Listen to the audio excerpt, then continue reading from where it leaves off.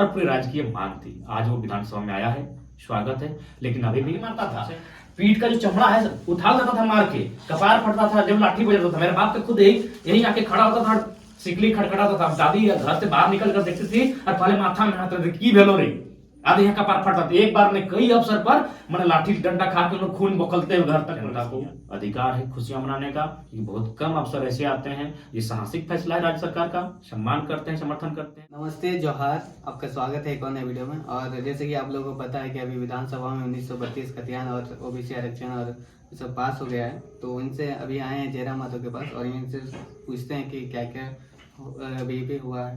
तो दादा जोहार, आपका स्वागत है हमारे चैनल में। जोहार, आपका भी स्वागत है। तमाम छोटे बड़े सभी ने, मीडिया बंधुओं ने अपना भूमिका निभाया। हम लोग जो बातों को सभाओं में रखते थे उनको वो गांव गांव तक लेकर गए अपने चैनल के माध्यम से। तो आपका भी धन्यवाद, मीडिया तमाम बंधुओं का धन्यवाद। तो दादा जैसे अभी विधानसभा में 1932 खतियान पास हो गया है, तो क्या लगता है कि अभी भी कुछ बाधाएं हैं, चीज से रुक सकता है? देखिए, मुझे लगता है जहाँ तक, जैसे कि पिछला में इससे पहले था आपका सरना धर्म कोड का बिल, थोड़ा सा लॉजिकली समझना होगा क्योंकि हम लोग भावनाओं में बहुत जल्दी बह जाते हैं। ठीक है, पहला बात एकदम दिल से राज्य सरकार का स्वागत करते हैं, सम्मान करते हैं, आभार करते हैं, लेकिन जो सच्चाई है उसको स्वीकारना होगा, लॉजिकली बातों को जानना होगा। इससे पहले जो सरना धर्म कोड का बिल था उस पर भी आंदोलन हुआ था।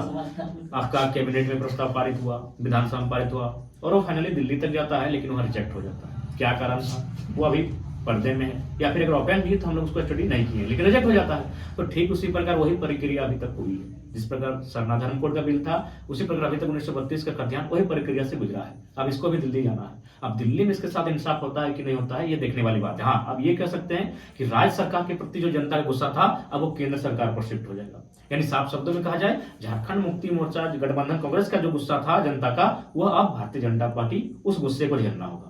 अगर वह इसके पक्ष में फिर नहीं आती है, अगर उसमें सकारात्मक पहल नहीं होता है, तो मुझे लगता है 2024 में चाहे लोकसभा और विधानसभा का चुनाव हो उसमें असर देखने को मिलेगा। क्योंकि आज देखिए, सबसे पहली बात, हम लोग भारतीय हैं, गर्व का विषय है, सबका सम्मान करते हैं। मराठी हो, गुजराती हो, बिहारी हो, बंगाली हो, त्रिपुरारी हो, मणिपुरी हो, सबका सम्मान करते हैं। लेकिन अलग अलग राज्य क्यों बना है? पहला प्रश्न यही, भारत का संविधान क्यों कहता है भारत राज्यों का समूह होगा? इसलिए अलग अलग राज्य बनना है क्योंकि सभी लोगों की भाषा वेशभूषा एक जैसी नहीं है। अगर सबको एक जगह लाएंगे ना तो किसी न किसी के साथ अन्याय होगा। अगर हम गोरा को काला करने जाएं, काला को गोरा करने जाएं, तो किसी के साथ अन्याय होगा। तो ठीक उसी प्रकार सबको अलग अलग, इसीलिए अलग राज्य बना है। तो जब झारखंड अलग बना है तो झारखंडी है कौन, इसका पहचान क्या हो, इसीलिए 1932 का खतियान का मांग आज तक से चल रहा था कि इस खतियान के आधार पर जमीन रिकॉर्ड के आधार पर तय किया जाए कि इस भूभाग में जो लोग निश्चित इस समय से बसते हैं उन्हें झारखंडी का टैग मिले। और फाइनली इसका पूरे राज्य ने समर्थन किया था और पूरी राजकीय मांग थी। आज वो विधानसभा में आया है, स्वागत है। लेकिन अभी भी संशय में है क्योंकि सरना धर्म कोड बिल का एग्जाम्पल हमारे सामने है, लेकिन फिर भी जनता को अधिकार है खुशियां मनाने का। ये बहुत कम अवसर ऐसे आते हैं। ये साहसिक फैसला है राज्य सरकार का, सम्मान करते हैं, समर्थन करते हैं, लेकिन अभी जो लड़ाई है वह बनस्पत चलती रहेगी। और दादा जैसे केंद्र में राष्ट्रपति जी है द्रौपदी मुर्मू जी, तो क्या लगता है कि ये 1932 खतियान में कुछ इस पे सहयोग देंगे अपना? देखिए, पहला बात आपको इस चीज को मानना होगा कि केंद्र भारतीय जनता पार्टी के इशारे पर है।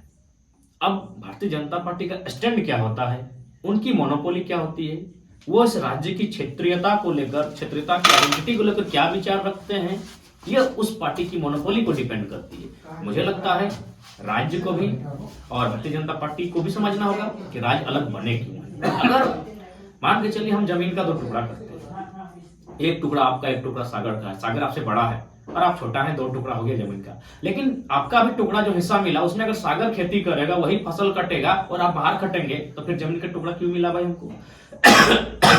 ठीक उसी प्रकार हम यदि बिहार राज्य से काट कर अलग झारखंड ले लिए तो उसमें हमारी खेती होनी चाहिए। हमारी खेती होने के मतलब वीडियो हमारे लोग होने चाहिए, शिक्षक हमारे लोग होने चाहिए, अधिकारी हमारे लोग होने चाहिए, दरोगा हमारे लोग होने चाहिए। यानी साफ शब्दों में कहा जाए, उन्नति का अवसर झारखंड वासियों को मिलना चाहिए। लेकिन जो गवर्नमेंट के आंकड़े उन्हें प्रेजेंट कीजिए, और जो लोग आज कायम इस राज्य में बड़े बड़े ओहदे पर, उनका जमीनी रिकॉर्ड खंगालिए, उनकी स्थानीयता को जांच कीजिए। राजस्थान, गुजरात, बिहार, मध्य प्रदेश, छत्तीसगढ़, उत्तर प्रदेश, बंगाल इत्यादि इत्यादि राज्यों के लोग मिलेंगे। अगर उनको फिर यहीं आके डोमिनेट करना था, उन्हीं को अगर इस राज्य को चलाना था, वही लोग अगर यहाँ उन्नति करेंगे, नियोजन प्राप्त करेंगे, तो यह राज्य नहीं बनना चाहिए था। यह राज्य क्यों बना? यानी स्पष्ट शब्दों में कहा जाए, बहुत संघर्ष से मिला है। आज लोग बड़े बड़ी बड़ी दलीलें दे शहरों में रहने वाले कि हम भी झारखंडी हो गए। नहीं भाई, नहीं मानेंगे।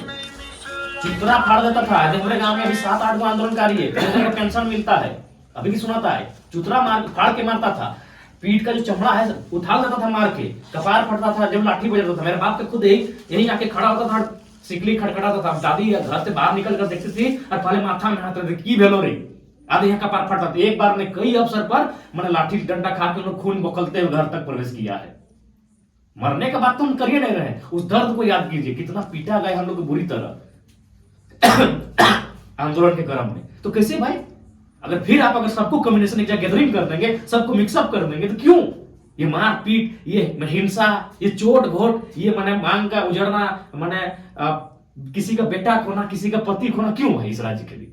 तो इसलिए सम्मान सबका है। 85-15 का जो रिजर्वेशन आएगा, 15 जहां के आने आइए। गैर सीएनटी जमीन में जहां भी लोगों को बस बसाव करना है कीजिए, लेकिन आपको एक, हम तो चाहेंगे गैर नहीं, जो जनरल समुदाय से भी आते हैं उनकी जमीनें भी बाहर के लोग क्यों लेंगे भाई? बस बसाव का आसान तरीका नहीं होना चाहिए। अगर सभी लोग बस बसाव हो जाएंगे, तमिलनाडु की आबादी महाराष्ट्र शिफ्ट हो जाएगी, महाराष्ट्र की आबादी हिमाचल शिफ्ट हो जाएगी, हिमाचल की आबादी अरुणाचल शिफ्ट हो जाएगी, तो डिस्टर्बेंस हो जाएगा। तो डिस्टर्बेंस ना हो, सब की अपनी अपनी सीमा सुरक्षित रहे, सबकी अपनी अपनी मर्यादा सुरक्षित रहे।